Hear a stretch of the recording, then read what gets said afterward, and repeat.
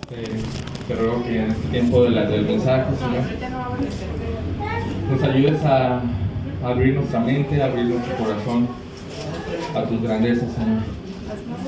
Que nos ayudes a sentir lo que debemos sentir por ti, Señor, por tu grandeza, y que tú seas alabado con ese entendimiento y con esas emociones, Señor. Te lo pido porque esa va a ser la única manera de alabarte, Señor. En nombre de Jesús. Amén.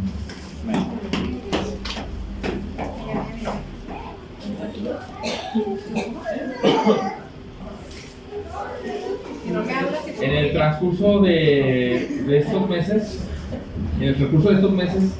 hemos estado, desde que empezamos Efesios, ¿no? Hemos estado viendo cosas grandes, maravillosas realmente. Doctrina tras doctrina y enseñanza tras enseñanza. Hemos visto cómo Pablo escribe en Efesios todos los sobrebendecidos que estamos en Cristo por Dios. También Pablo nos enseña o nos ha enseñado que en Cristo Dios nos llevó de la muerte a la vida. También nos enseñó que hay una unión íntima entre el creyente con Cristo. Y también nos enseña que en Cristo ya no somos enemigos, sino que somos familia de Dios.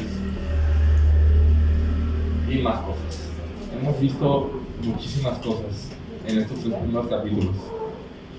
Y toda la doctrina termina con esto, con una oración y con una alabanza. Una oración: Padre, ayúdanos porque somos débiles. Ayúdanos a comprender, nuestro entendimiento es limitado. Ayúdanos, Padre. Y una alabanza: Padre, tú tienes todo el poder para hacer mucho más abundante de lo que pedimos o entendemos. A ti sea la gloria en la iglesia de Cristo por todas las edades, por los siglos de los siglos. Y la oración es esencial. La oración es esencial porque comprendimos que somos débiles, no tenemos poder realmente en nosotros.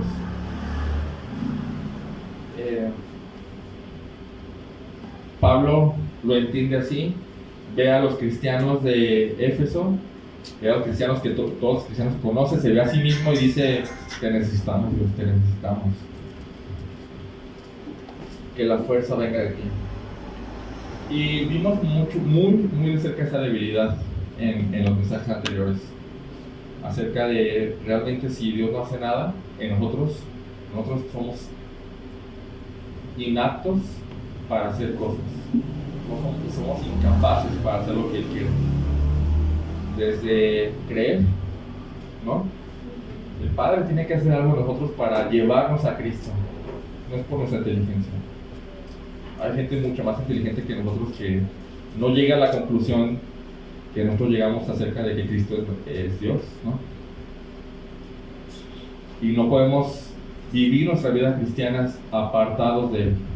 No podemos crecer en santidad si el Espíritu Santo no trabaja en nosotros y nos da el poder. Entonces, también nuestra debilidad de nuestra mente, no podemos entender estas cosas.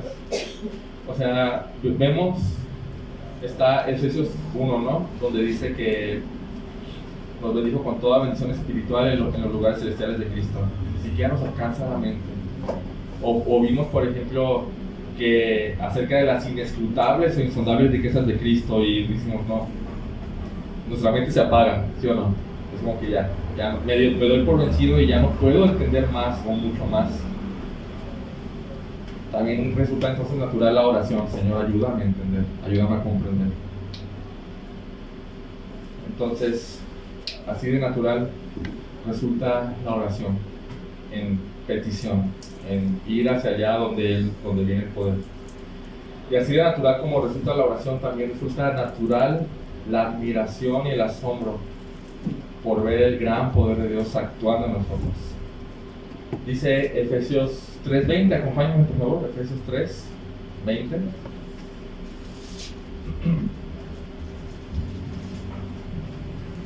Dice, y a aquel que es poderoso para hacer todo mucho más abundantemente de lo que pedimos o entendemos, según el poder que obra en nosotros, a Él sea la gloria en la iglesia y en Cristo Jesús por todas las generaciones, por los siglos de los siglos.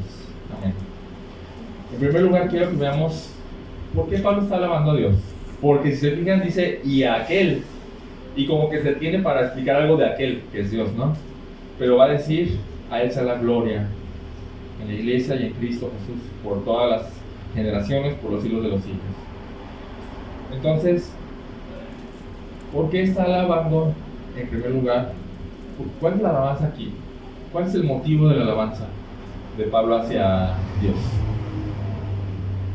¿Qué opinan? Que Dios es poderoso, ¿no? Que Dios es poderoso. Porque está hablando de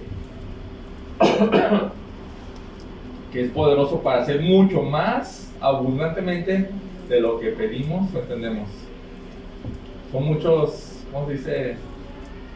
Superlativos. Mucho más abundantemente, y si agregamos de lo que pedimos o entendemos, es ya se pasó de nuestro entendimiento. Es su poder sobreabundante en nosotros lo que tiene en la mente Pablo, lo que hace que lo alabe, que lo exalte. Es ese poder que va más allá de lo que entendemos o pedimos. Entonces Pablo está exaltando a Dios porque reconoce que ese poder sobrepasa el entendimiento. Y quiero que meditemos en este momento. Quiero que pensemos o meditemos en cómo es que sobrepasa lo que pedimos o entendemos. Y pensemos en nuestras oraciones y peticiones hacia Dios. Pensemos en un jueves de oración. ¿Qué es lo que pedimos? Generalmente. Pues por salud, ¿sabes? Salud, Trabajo, sobre dinero, trabajo, provisión, Nuestras familias, por sus familias, por su salvación de Sabiduría. sus familias. por los exámenes, ¿no? Ah, Por la salvación de los familiares. Y el punto aquí de Pablo es, ¿crees que eso llegó al tope de lo que Dios te puede dar? ¿O es lo único que Dios quiere darte? ¿Lo que pides? ¿O el cómo lo pides? ¿Qué cosas crees que Dios es capaz de hacer o darte? Ahí está, ya se nos escapó de la imaginación. Pero no apaguemos el cerebro, no lo apaguemos. Bueno, les he dicho que apagamos el cerebro cuando ya es como que ya, infinito, ya apagamos el cerebro, ¿no? No. ¿Crees, a los hombres, levanta la mano a los hombres, ¿crees que Dios es capaz de hacerte un hombre de familia ejemplar? sí. Que generalmente no pedimos eso, ¿verdad? Hay que pedirlo, hay que pedirlo. O a las mujeres que tienen hijos. Bueno, es que ella está pidiendo por eso también, ¿no? ¿Creen que Dios las ayude a ser las mujeres ejemplares como mamá, como esposa? Ejemplares, sí, definitivamente.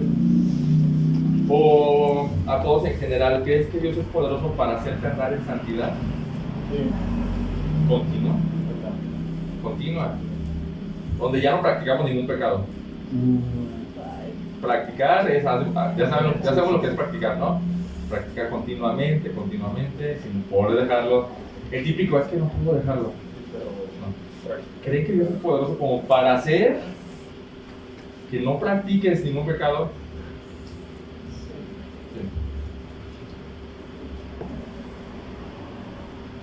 ¿Creen que Dios es poderoso para hacerte un evangelista apasionado por las almas de Colinas de Tonalá y sus alrededores? Sí. Es poderoso de eso y más todavía. ¿Crees que Dios es poderoso para ponerte en tu corazón un deseo insaciable de renunciar a todo lo que posees aquí e irte de misionero a Chiapas Sí. o a Afganistán, donde hay peligro de muerte? Ese sí más.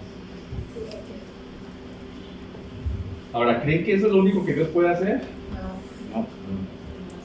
Acuérdense lo que estamos viendo, Dios es poderoso para hacer mucho más abundantemente de lo que pedimos o entendemos. Su poder va mucho más allá, mucho más allá. Pero ¿cómo podemos entender esto? En primer lugar, quiero decirte que tenemos algunos obstáculos quizás en la formulación de nuestras peticiones. Hablando de que Él es mucho más poderoso, Dios es poderoso para darnos, hacer mucho más abundantemente de lo que pedimos o entendemos. Hablamos de que es más poderoso de que nuestras peticiones, ¿no? De hacer mucho más abundante de lo que pedimos. Y tenemos, creo yo, algunos obstáculos cuando pedimos. Y vamos a ver cómo Él es la contraparte, cómo Él suple esa debilidad. En primer lugar, creo que tenemos debilidad en nuestro entendimiento o falta de sabiduría. Por ejemplo, ¿sabes tú al pedir qué es lo que más te conviene? ¿Lo sabes con certeza? Podemos quedar como que creo que me conviene esto, pero ¿lo sabes con certeza? La mayoría de veces, o quizás todas, no sabemos con certeza cuál es la mayor, porque tenemos un entendimiento limitado, no tenemos una sabiduría perfecta. ¿O sabes tú lo que quieres hacer Dios contigo a través de una enfermedad? Hasta después. Hasta después, pero en el momento que pides sanidad, no.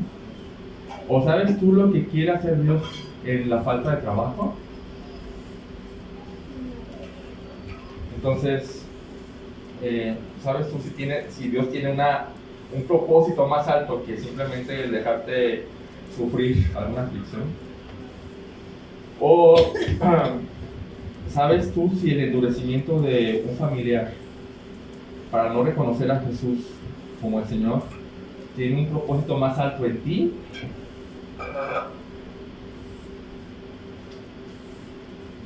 Entonces, como que nuestro entendimiento no está, o sea, nosotros pedimos de acuerdo a nuestro entendimiento, ¿no? No hay otra forma de pedir, pedimos a lo que entendemos.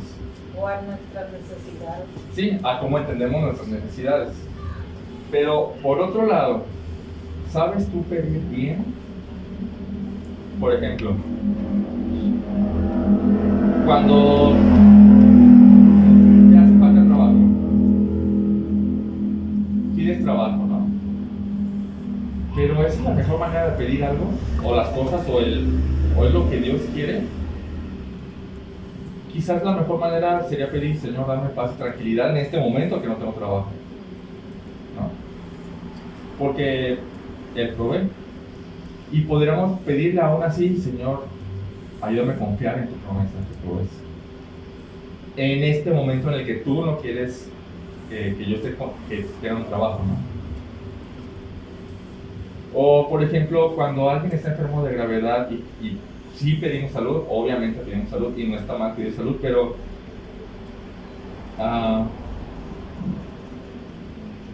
no la acompañarías con, Señor, tú tienes un propósito en esta enfermedad, ayúdame a entender esto, ayúdame a entenderlo para tu gloria, para que yo pueda estar feliz aún en medio de la enfermedad. Entonces, a veces no solo es que no sepamos cómo pedir, o pedir, porque no tenemos todo el entendimiento de todas las cosas, pero a veces ni siquiera pedimos bien, ¿no? Y esa es una debilidad natural, ¿no? La tenemos. Pero otra debilidad natural creo que es la ignorancia del futuro, ¿no? ¿Te has preguntado qué pasaría si Dios qué pasaría en un futuro si Dios te concediera todas las peticiones de hoy? Lo olvidaría, tal vez. Por un lado. Por otro lado, sería quizás un desastre, porque con mi entendimiento imperfecto a lo mejor voy a afectar otras cosas, o a lo mejor No valoraríamos más las cosas. puede ser, o sea, simplemente, Cambiaremos el curso de la historia. bueno, sí, puede ser, es ciencia ficción, pero sí. Pero entendemos el punto, ¿no? Leí una historia en un libro que dice así: cierto niño cayó enfermo y su madre estaba desesperada, ayunaba y se desmayaba, lloraba y gritaba por su hijo. Y Dios le devolvió la salud al muchacho, y cuando fue adulto cometió un crimen, fue arrestado, encarcelado, convicto, ejecutado, y eso le destrozó el corazón a su madre. Y dice este texto: ¿cuánto menos hubiera sufrido si el hijo hubiera muerto en su niñez? Entonces la pregunta: ¿sabes realmente lo que Dios quiere para tu futuro? No, tenemos esa debilidad, tampoco lo sabemos. No. Y lo último, el tercer punto es, tenemos pecado. Y lo que hace el pecado, o más bien, ¿qué hace el pecado en nuestro entendimiento? Que con nuestro entendimiento pedimos, ¿no?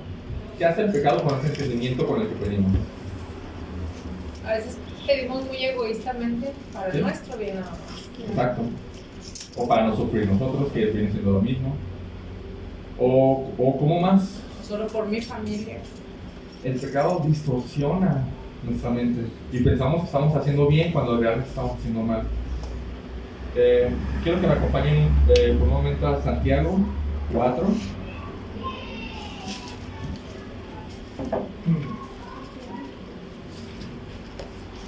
Después de Hebreos. Santiago, ¿qué? 2:4.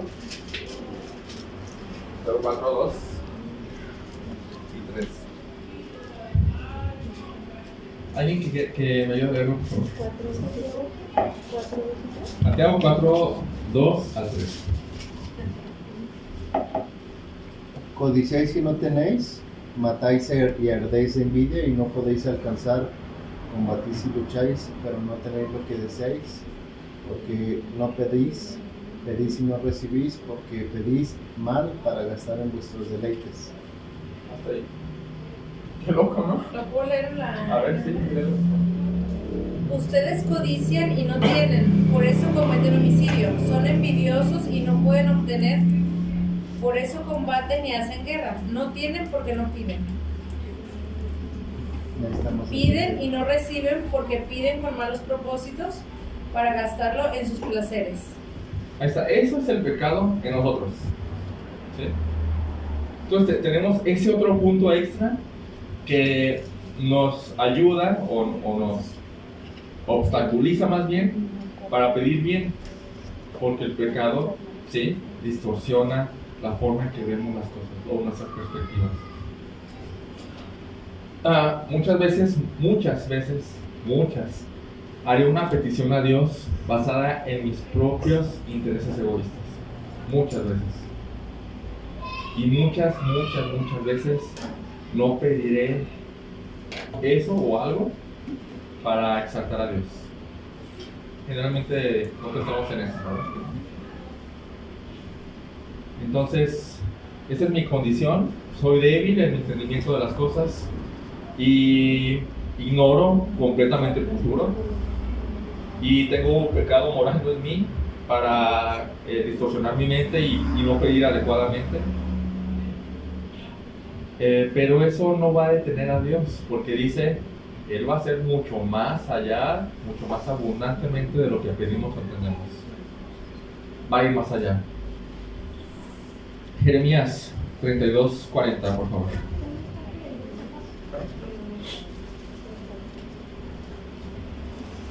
Jeremías 32:40. Jeremías 32:40.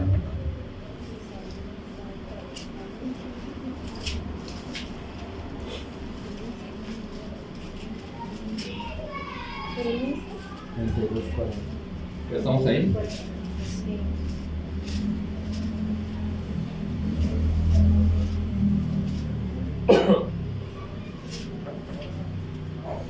También alguien que me dé leerlo, por favor.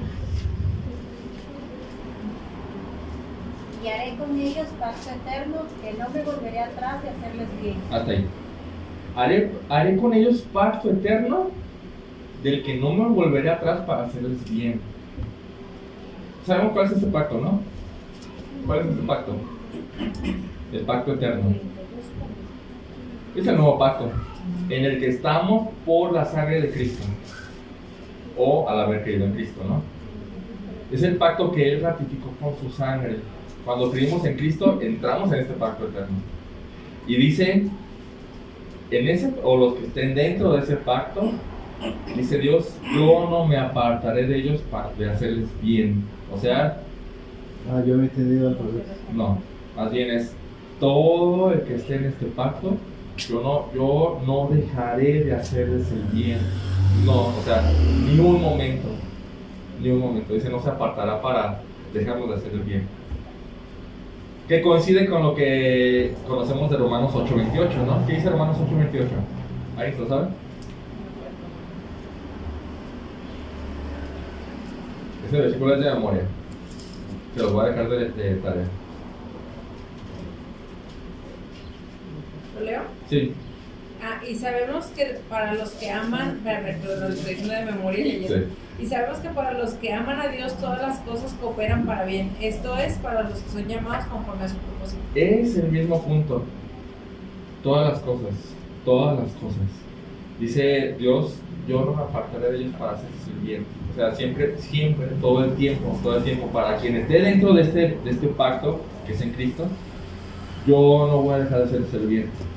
Así que en contraparte a toda nuestra debilidad, en primer lugar, Dios entiende perfectamente en su nivel más alto todas las cosas. Eso suple mucho nuestra falta de entendimiento, ¿no? ¿Qué dice Isaías 55, 8 al 9? Isaías 55, 8 al 9.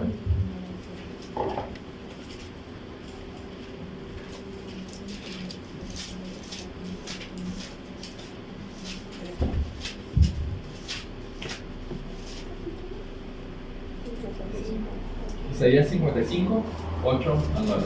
También alguien quiere leerlo, por favor.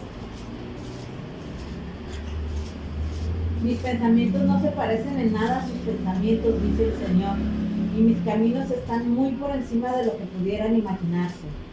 Pues así como los cielos están más altos que la tierra, así mis caminos están más altos que sus caminos, y mis pensamientos más altos que sus pensamientos. ¿Sí o no es de lo que estamos hablando? Sí. Dios es poderoso para ser mucho más abundante de lo que pedimos o entendemos. O sea, nuestras peticiones, por así decirlo, pueden estar aquí, porque no alcanzamos a ver más. Y es como eso es lo que entiendo que necesito, pero Dios va mucho más así. Imagínense el infinito para arriba, ¿no? Entonces, lo que hace Dios es, gracias por pedirme, yo voy a actuar. Voy a actuar en tu petición, quizás no de la manera que pides, porque es una manera que tú no llegaste al entendimiento perfecto, pero yo tengo el entendimiento perfecto y entiendo tu necesidad y tu petición. Voy a actuar ahí. Romanos 11:33 dice, oh profundidad de las riquezas y de la sabiduría del conocimiento de Dios, cuán insondables son sus juicios e inescrutables sus caminos. O sea, Él entiende todo perfectamente. No se diga más, o no se diga que entiende mucho más que nosotros. Entonces, Él siempre hará las cosas con el entendimiento perfecto. Si falla, todo lo que hace no tiene el más mínimo punto de error. Y todo lo que hace en nuestra vida y a nuestro alrededor, entonces es perfecto. Y todo lo que hace en nuestra vida y a nuestro alrededor es para hacernos bien. Todo el tiempo. Y aquí quiero que pensemos en nuestras peticiones o en lo que pedimos, Señor, dame trabajo. Entonces, espera. Más bien, ¿qué quiere Dios hacer con esto? ¿No? Porque Él tiene un plan más maravilloso y más perfecto de lo que yo puedo pensar. Pero de todos modos, Señor, dame trabajo de todos modos, pero también ayúdame a pensar o a meditar qué es lo que quieres que yo aprenda. Porque todo lo que haces para hacernos bien. En segundo lugar, y en contraparte de nuestra debilidad de conocer el futuro, Isaías 46, 9 al 10.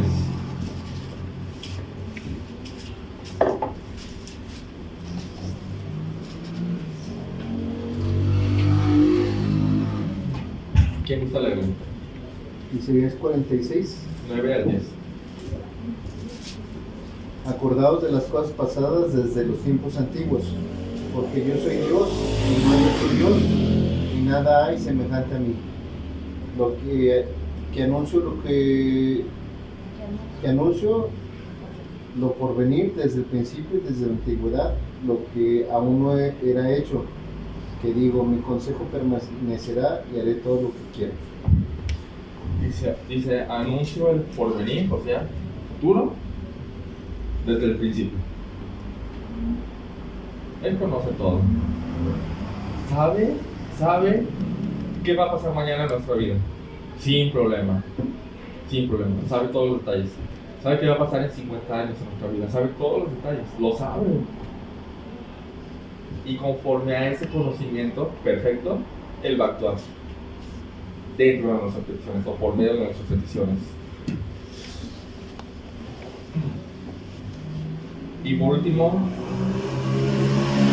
en contraparte a que nosotros somos débiles porque tenemos un pecado que distorsiona la manera en que entendemos nuestras necesidades, Dios es santo sin pecado. Dios es santo sin pecado. El pecado no tiene ningún poder sobre él, ni tampoco afecta el entendimiento de Dios. No afecta en lo más mínimo. El pecado tampoco distorsiona sus afectos ni sus emociones, porque a veces nosotros pedimos de acuerdo a cómo sentimos también, ¿no? El pecado tampoco le afecta a él en ese aspecto. Entonces Dios siempre hará todo con la mayor perfección en santidad, y por cierto nunca hará nada por egoísmo, absolutamente nada. Pensemos en cuando mandó a su hijo, a su único, a quien amaba desde la eternidad. ¿Lo hizo por egoísmo? De ninguna manera puede ser egoísmo eso, de ninguna manera. Por amor. Pensamos en que ese hijo, que es Dios mismo, murió. Sí, o sea, ¿de qué manera puede ser egoísta? No, de ninguna manera puede ser egoísta. Y pensamos entonces en, otra vez, Romanos 8:28, que todo lo que Dios hace dentro de sus planes perfectos y por su mayor entendimiento y su santidad, sabemos que para los que aman a Dios, todas las cosas cooperan para ese bien, para su bien. Ahora, Dios hará, sí, todo para su propia gloria, todo para su propia gloria, que es de hecho nuestra meta. Entonces, si Dios dentro de nuestras peticiones va más allá, Él va a hacer de todos modos lo que necesitamos hacer nosotros, ¿no? ¿Sí se debe entender eso? Nosotros, o nuestro fin, o nuestra meta es hacer todo para la gloria de Dios. Su fin es el mismo. Entonces va a producir en nosotros todo eso para que Él sea glorificado. Creo que este pasaje puede concluir muy bien todo este pensamiento. Vamos a Romanos 8, 26 y 27.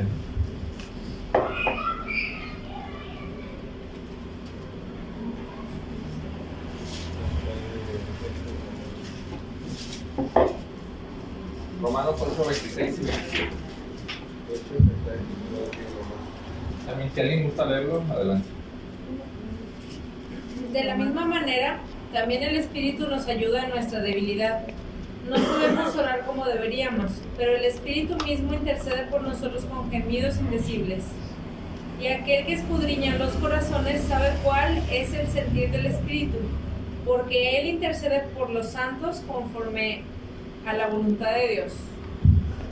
Palabras clave, ¿no? El Espíritu nos ayuda en nuestra debilidad, de lo que estamos hablando. Pero también dice, no sabemos orar como debiéramos. Interesante, ¿no? A veces, algunos de nosotros o si han escuchado a alguien que haga una oración bien elocuente, han escuchado a estos hermanos, ¿no? Y a veces decimos, quisiera orar así, la verdad está bien padre. Y creo que, bueno. Pero lo que dice aquí es, no saben orar como deben. No saben, necesitan ayuda. Gracias a Dios por su Espíritu, porque Él conoce lo que necesitamos, está dentro de nosotros.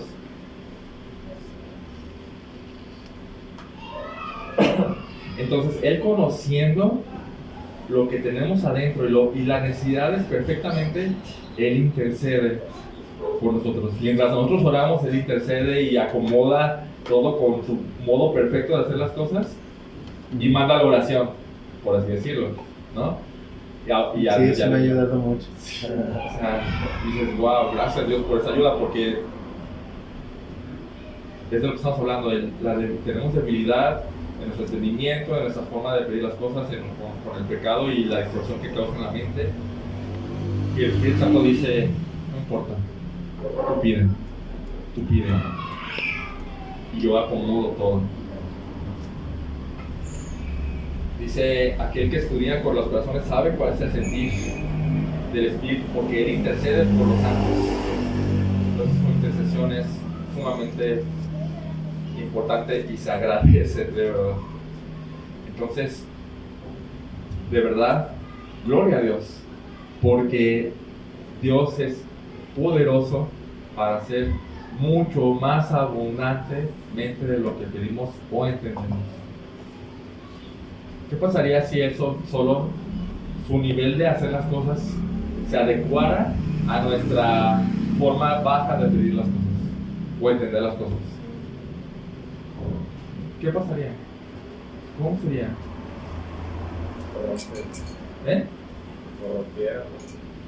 No sé si el Espíritu se quedara ahí, se bajara al nivel no fuera Dios de nuestro entendimiento. Más bien yo diría, creo que estaríamos o viviríamos en un nivel muy bajo. Perderíamos de muchas bendiciones. Sí, ahí está. Sí, definitivamente. Él puede hacer muchas cosas y las hace de verdad, gracias a que no se adecua a nuestro nivel de pedir las cosas o a nuestro nivel de entender las cosas, sino que Él va más allá pensando en nuestro bien, ¿no? Vamos a por ejemplo, ese tipo de ejemplos como el de la mamá que pidió por su hijo.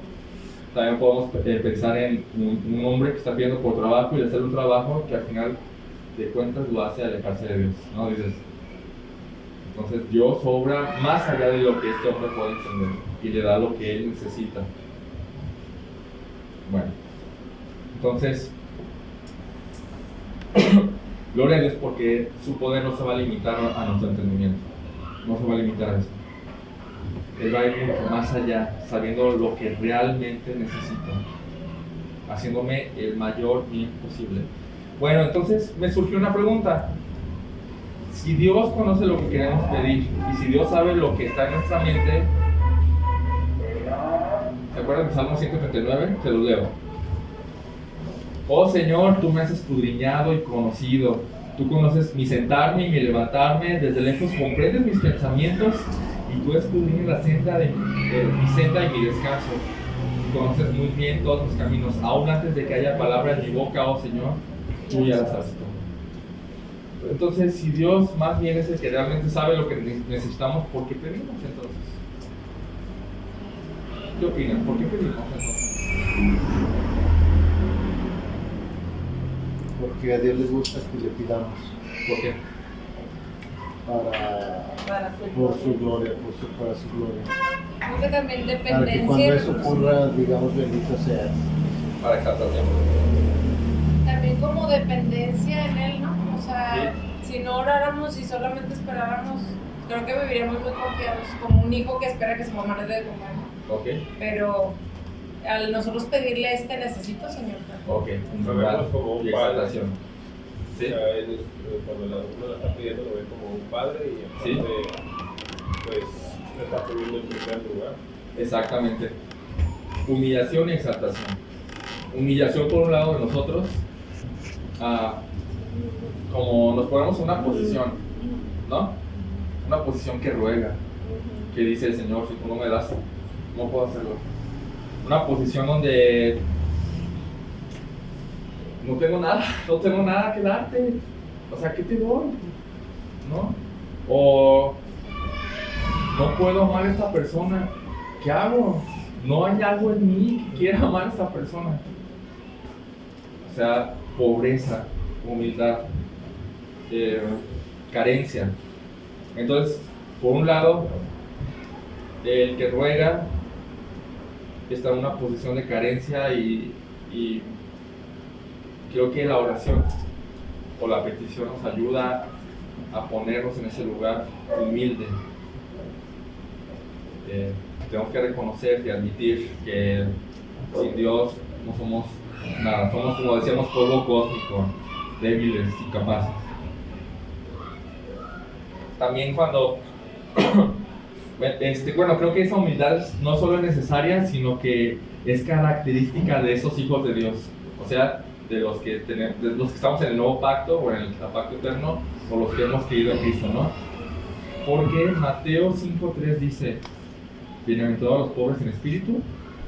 ¿Por qué? Porque ellos heredarán el reino de Dios. Porque ellos es el reino de Dios. O sea, es algo característico de los que heredan el reino de Dios, la pobreza espiritual. Es decir, y aquí la pobreza, hay dos tipos de pobreza. Un pobre que puede trabajar y un pobre inválido, que solamente puede levantar la mano y decir y esperar. Ese tipo de pobreza como de Invalidez. no, Falta de capacidad. de pordiosero. De pordiosero. O ¿cómo le llamamos a la gente que está en la calle pidiendo dinero así? Vagabundos, indigentes. Homeless. Pero hay unos que pueden trabajar. Sí. ¿Cómo le decimos a los que... Incapacitados. Bueno, a eso me refiero. Ese es el tipo de pobreza que dice bienaventurados los pobres en espíritu, que no tienen nada que dar. Solamente pueden levantar la mano y pedir. Y por otro lado, estas peticiones, estas oraciones de petición, exalta a Dios como el dador, como el concededor, el que concede. Ah, sí te doy. Como el dueño de todo. Tengo todo, te lo doy. Como el rey, como el padre, como el grande, allá grande y nosotros pequeños, ¿no? Simplemente como el que da abundantemente y sin reproche. Y entonces, sabiendo nuestra carencia, cuando nos otorga o nos concede algo, lo natural entonces es esa exaltación de gracias, Señor. Gracias, Señor. Gracias. Ahora, todo lo que hemos estado observando es pensando en que Él es poderoso para hacer mucho más abundante de lo que pedimos o entendemos. Pero, ¿cuál es el enfoque de todo ese poder? ¿Cuál es el enfoque? Vamos a Efesios otra vez, Efesios 3:20, por favor.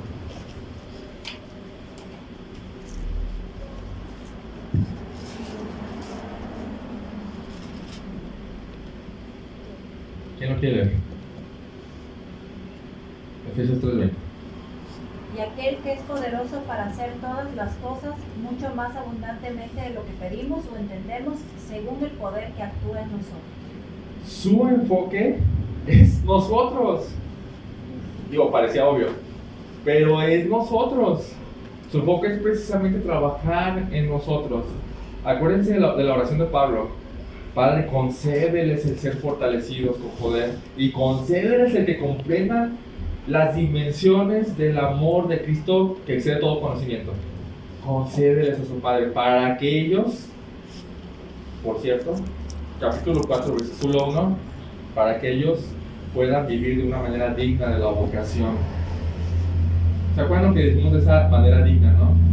No es que te lo ganes, no es que seas digno, sino que más bien hay una dignidad acá, alta, y dice Pablo, por favor, obra en ellos, con ese poder que sobrepasa nuestro entendimiento y lo que pedimos, obra en ellos para que puedan vivir de esa manera alta. ¿Qué es lo que, o sea, este paso de oración durante 3 capítulos vimos pura doctrina. Acuérdense que Efesios está dividido en doctrina, capítulo 1 al 3, está bien marcado, y capítulo 4 al 6, práctica. Práctica. Este paso es crucial, porque está enseñándonos todas las bendiciones que tenemos en Cristo, está enseñando todo lo que somos en Cristo, todo lo que ha hecho Dios por nosotros y todo lo que es Dios. Algo que se nos escapa de la mente. Pero está Pablo diciendo, ayúdales a entender, ayúdales por favor, ayúdales a entender cómo todo esto grande obra en ustedes, para que ustedes vivan de acuerdo a ese llamamiento digno. ¿Sí? ¿Me explico? Bien.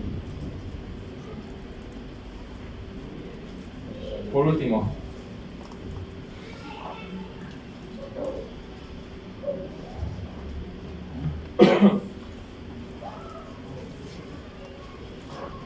pensando en esto, en que Él es grande y poderoso, y que nosotros somos débiles, pequeños, y que todo su poder actúa en nosotros de manera mucho más abundante de lo que pedimos, entendemos, ¿no resulta entonces la alabanza algo natural?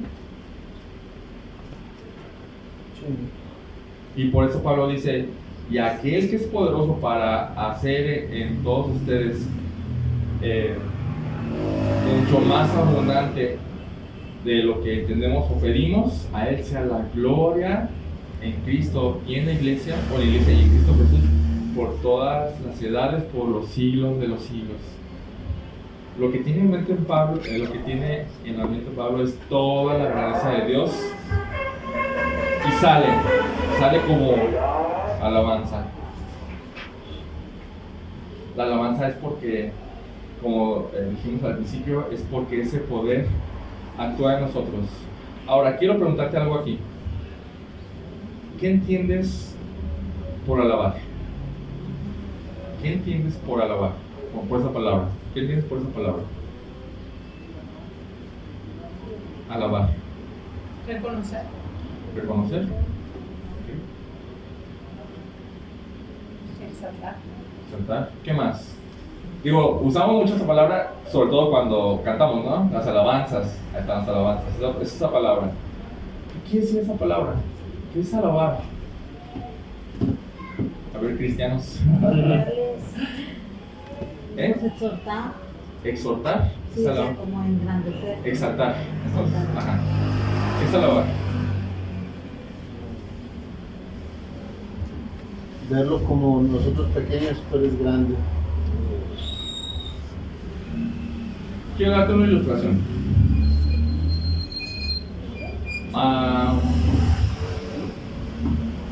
Imagínense que todos aquí nos gusta el teatro. ¿Sí? Y hay una obra, no sé, ¿cuál puede ser? El Principito, no sé, por así decirlo.